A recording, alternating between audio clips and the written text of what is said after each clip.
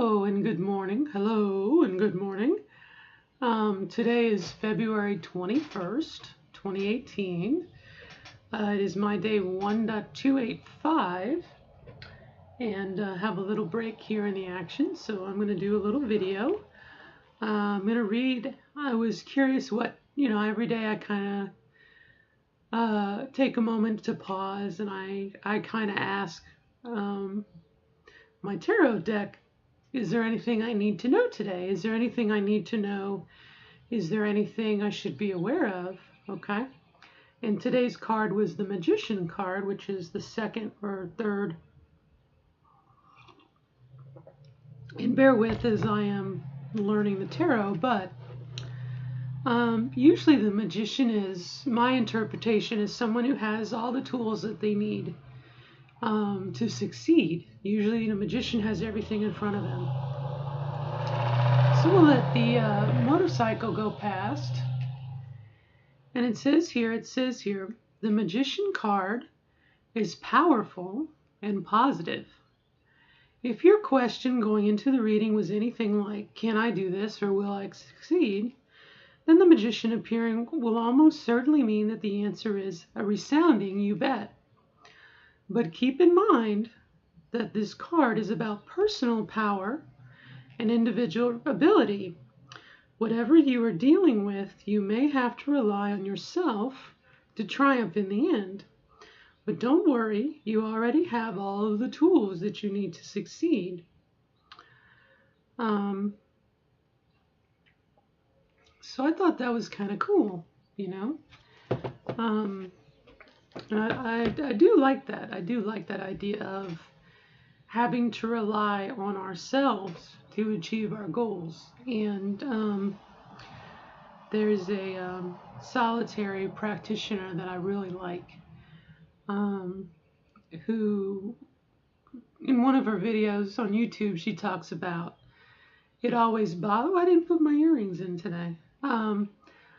Something with her is when you talk about witches or spellcraft, there's a problem.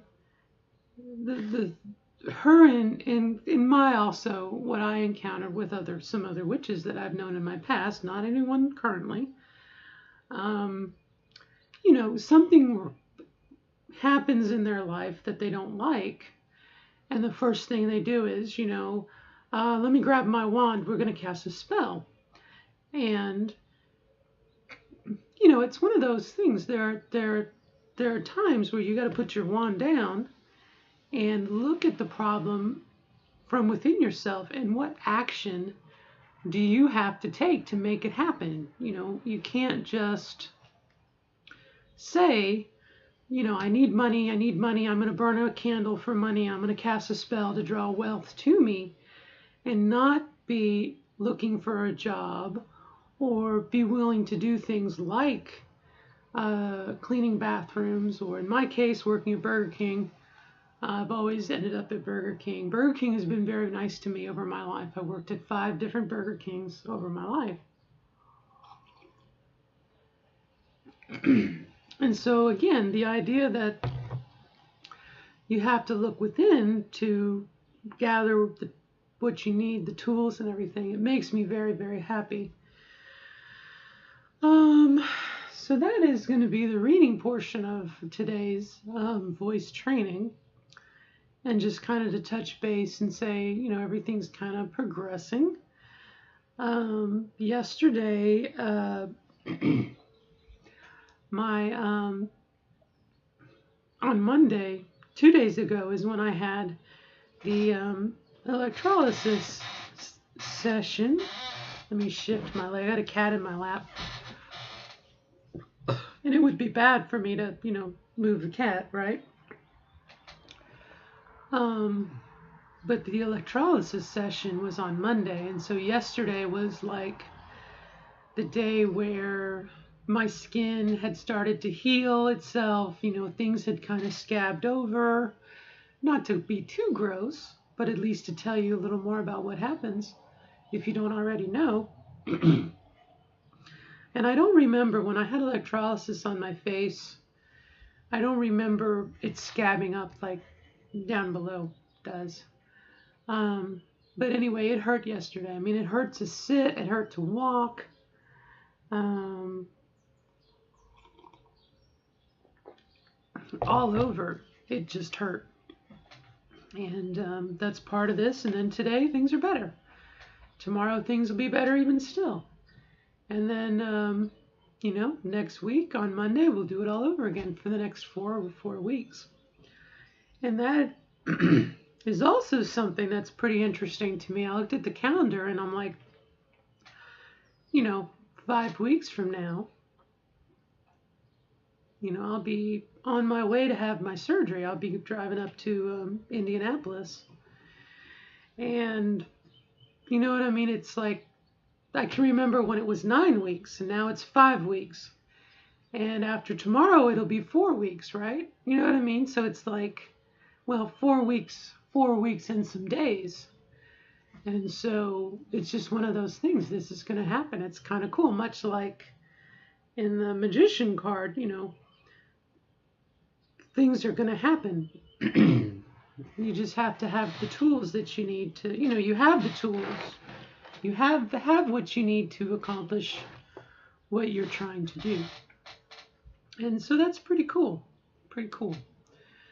I also talked a little bit about gender fluid yesterday, and I've had some time to kind of do some reading, and I spoke with Julie about some stuff and got her input and experience, and I'm going to process that Here, that's where the break is. I got to work on that. Well,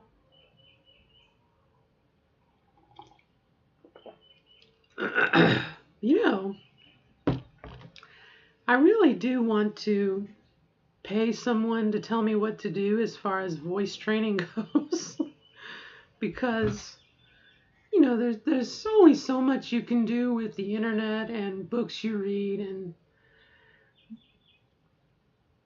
it'd be nice to have someone say, oh, yeah, you're doing the right thing, or oh, no, you're doing the wrong thing, or you need to talk in the back of your throat and work your way up so that you're talking without getting resonance. Or as much resonance, maybe, as opposed to, and I don't want to go into that right now because I just found my happy spot in my voice, but going way up and then working yourself down. But I was going to say too about today, I really am trying to make a effort to not say she and her with my daughter, to say they, them, theirs. And this morning it almost got a little annoying because every time I saw her, I said, there they are. There they go. And I don't necessarily know if the issue is gender fluid, but we got to try it out. And I see counseling on the horizon. I see, and also to be perfectly honest, I know that I am medicated for depression and anxiety. And my ex-wife is also medicated for other things. And so if genetics, if you take into account genetics, there's a chance, regardless, that my daughter needs to be on something that will address mental issues, chemicals in your brain. Okay. There's also counseling like therapy, like if you have a problem, my grandmother just died and I have grief, for example, you might go to a counselor for that. But then there's also the and I forget if it's a psychologist or a psychiatrist. I think a psychologist is the one that can give you drugs and whatnot to help balance you out. Up, we're shifting. Hi. So that is possibly in the future too. And I'm quick to go gender route, but I don't think that's it. And it's not really up to me. It's between my daughter and her therapist or her counselor, and then me as her parent. I have to, be supportive, and that's cool with me. And to be honest, my daughter has been very, very supportive of me. So I need to do the same to her, to be kind in return. And really, that's just about it. I think I nailed my eyebrows today. I'm going to say that too. I normally don't take my glasses off because I hate the way I look. But today, now, of course, I took off my glasses so I can't see. So to me, I'm fuzzy, but I don't mind. You know, usually I keep my glasses on because I don't like the way I look without glasses, but it reminds me of the person that I maybe once tried to emulate at one time, and I don't want to emulate that person, that false person anymore. So, but I do want to share one more thing, and then I'll call it for the day here. You know, to say that times are always changing is almost trite, but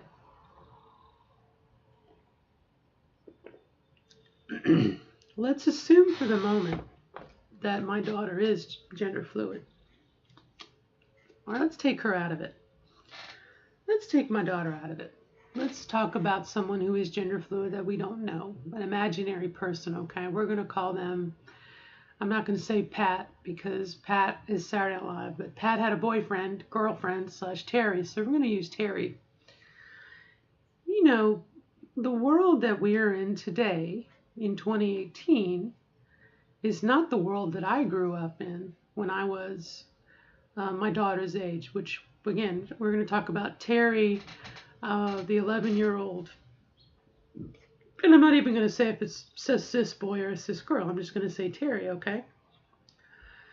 So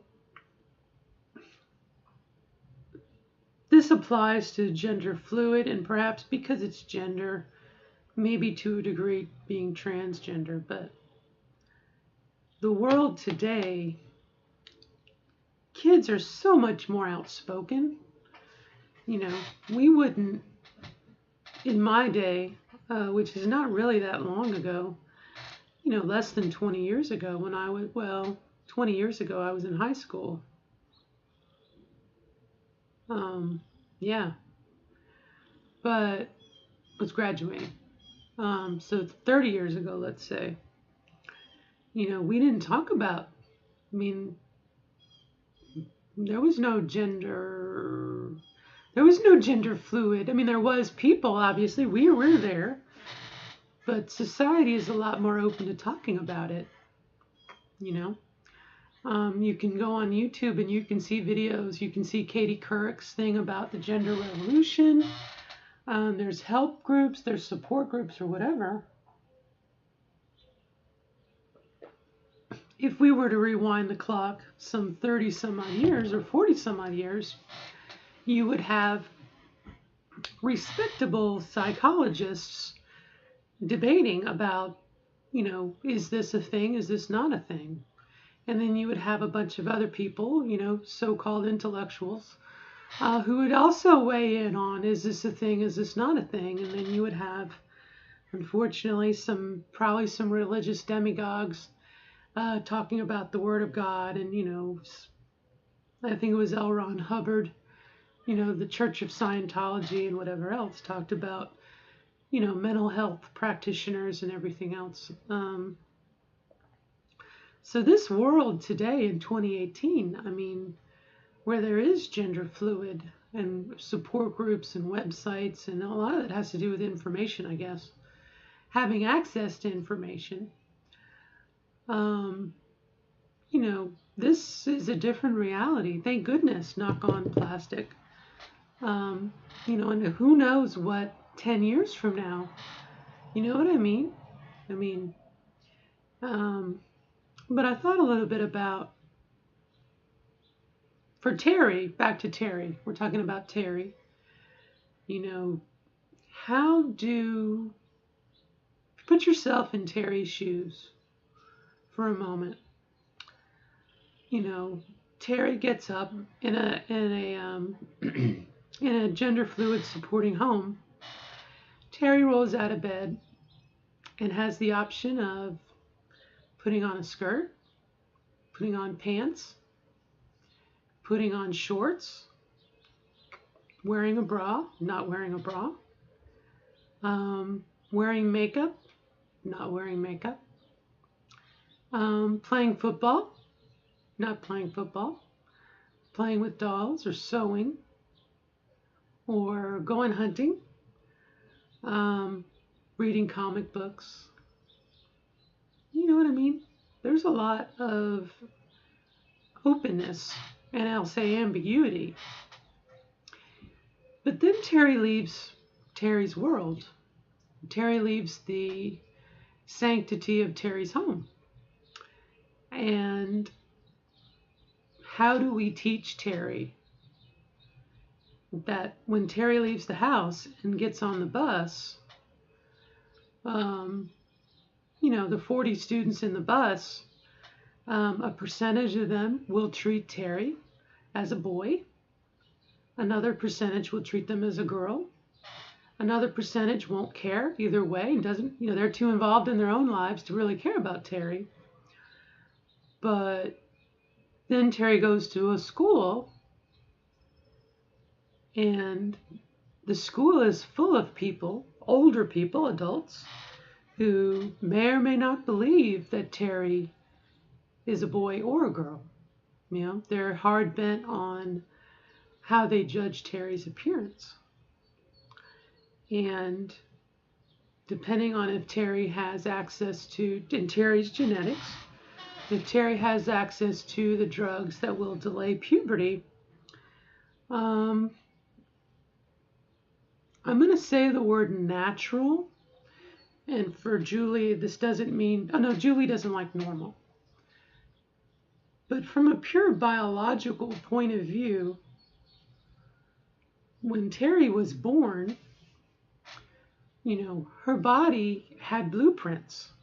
And much like our own experiences as trans folk, the body rolled the dice and we were born with one sexual organ or another.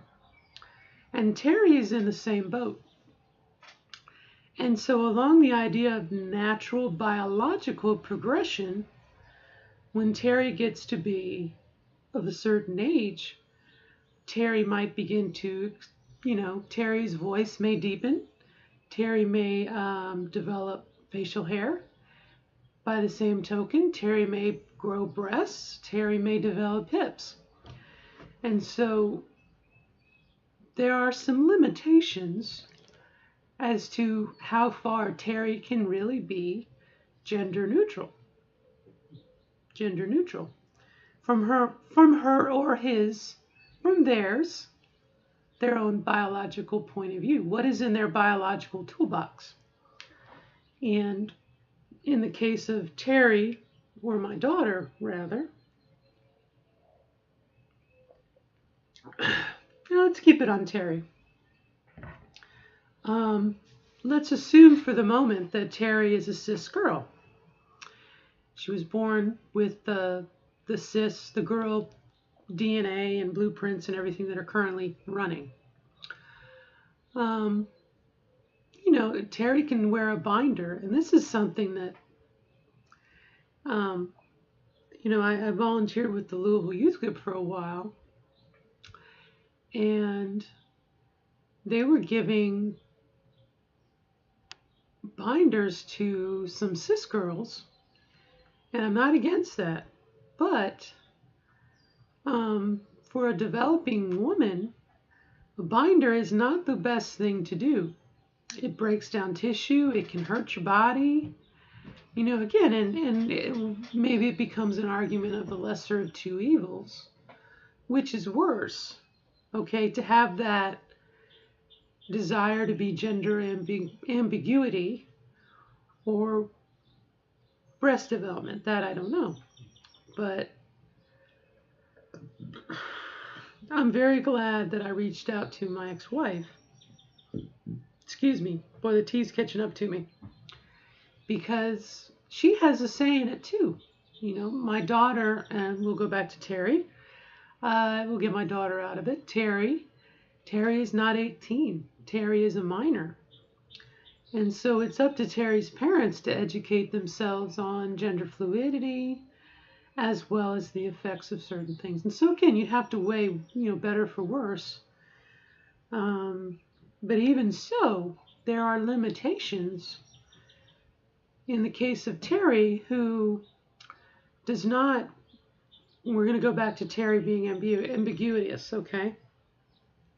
So wipe the girl impression from your mind that I gave you. Terry could be a boy, okay? Cis boy. But if Terry is not unhappy with their body in a transgender sort of way, okay? I don't think there's a third option, Yes, Terry can go through puberty and wear gender neutral clothes or whatnot. But in life, you have to be, it's like a coin. There you flip the coin and you're going to get heads or tails. I guarantee you, if you flip a coin 100 times, it'll never land on the edge and stay there. It's going to fall over one way or the other. And I guess, again, I think we have to, or what I'm learning is, and thinking about is, there is a limitation to being gender neutral or gender fluid from a biological point of view. But thank goodness there is a spectrum as far as presentation or, clothes you wear, how you present yourself, how you carry yourself, those things. Yes, I think there is unlimited. The sky is the ceiling on, the sky's the limit on that. But from just a genetic point of view, I'd be kind of leery, But again, maybe that's the future. You know what I mean? Maybe in the future, and it's almost too futuristic. Maybe in the future, kids are kept gender neutral as much as possible chemically until they reach a certain age, and then at that time they make a decision. Are they going to continue to be gender neutral, or are they going to go one way or the other, and then maybe they stop taking the blockers and they go from there. But what is the repercussions of that? And I say that in the case of Jazz Jennings, trans woman, trans girl who took blockers to keep some of the male characteristics from exhibiting themselves. What happens when you're 25 years old and I don't know if this is true, and this is my own ignorance, but let's say that the body only grows for a certain period up to 25. What happens if at 27 you decide, okay, I'm going to go down the female path or the male path, and you stop taking the blockers, but your body no longer will change? I don't know if that's true or not. I mean, I guess to a point it must, because I'm 46 years old and hormones did some stuff. So maybe I don't know. But like I said, I think it's food for thought. I think that, well, and here's the other part of that. Here's where we're building up to. I think as a human being, while we definitely need other people in our lives, and we like to receive compliments or the approval of others, I think it's very unhealthy to put our self-view on how other people see us. And I think that's what happens when you get older, and they say old people don't give a crap what other people think about them. And I think that's very healthy, And so again, we'll put Terry back on the bus now in high school. yes, children can be mean to each other and cruel, but I would I would rather see Terry have a strong sense of self, much like the magician, and have the tools and be a fully self-actualized individual, and to be able to walk into a room as an adult and realize it doesn't matter what anyone else in the room thinks about them. Now, yeah, that's pretty mature and probably not something we can expect from Terry, but I think that is the ultimate goal, is to say what's important is inside. And maybe that needs to be part of Terry's counseling from the beginning. I don't know. But I don't necessarily, I got to think this through. But I think it's food for thought. And it definitely has given me 25 minutes worth of voice training practice. So that's very, very good. But everything that I said, everything that I read, and what I believe in is to love your child. You love your child as a parent. You love their wonders and also their faults, their shortcomings. You nurture them as best you can, and so I will support my daughter as to they, them, theirs, and whatever else. And to be honest, I really do hope that it is not gender fluidity, because I think it's a rough road ahead, and I wish my child not to have that pain in the same way I would not wish being transgender on anyone else for the same reason, because of the pain and the suffering, So take that for what you will. But that's my chat for today, and I didn't put up my little monitor, so I don't know where my voice is, but I think I stayed on the right spot, and we will see you the next time. Good luck in all that you do. Good luck in your journey. Isn't it amazing how we can all be on different kind of paths, but we're still kind of going towards we're on the same journey, although we might have we're on similar journeys. But it's definitely your journey, as this is my journey, and we own it. So, but anyway, I wish you the best of luck, and I hope that you will become the best version of yourself that you want to be as you define it. All right, and on that note, till next time, farewell, and we'll see you later. Bye-bye.